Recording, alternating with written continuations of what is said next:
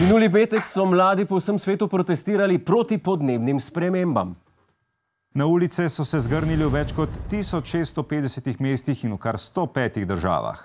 Podnebni protesti so se odvijali pred mestnimi hišami in nacionalnimi parlamenti.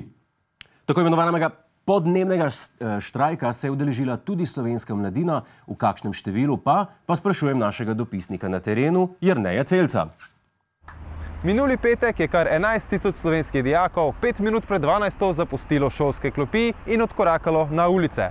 Takšnega masivnega odhoda iz učilnice v slovenskih šolah ne pomnijo vse, odkar je Lidija iz 3. C razreda na ves glas igrala komade skupine Game Over. Hvala gospodu Celcu za te cifre. Pobudniki petkovega shoda pa so oblikovali tudi konkretne ukrepe glede podnebne politike in jih predali premijeju Marjanu Šarcu. Naši konkretni ukrepi so korak naprej, da bi Slovenija postala bolj napredna, podnebna in socialna država, kot tudi kažejo naše majice. Še majice, dobro. Mladi so ugotovili, da premijer Šarec hitreje ugodi zahtevam, če so izpisane na majicah.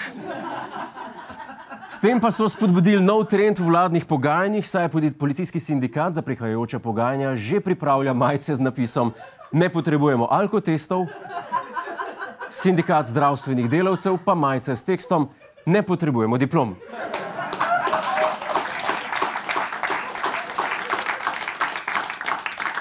Kakšne zahteve glede podnebne politike imajo mladi Slovenci, pa spet sprašujem gospoda Celca na terenu.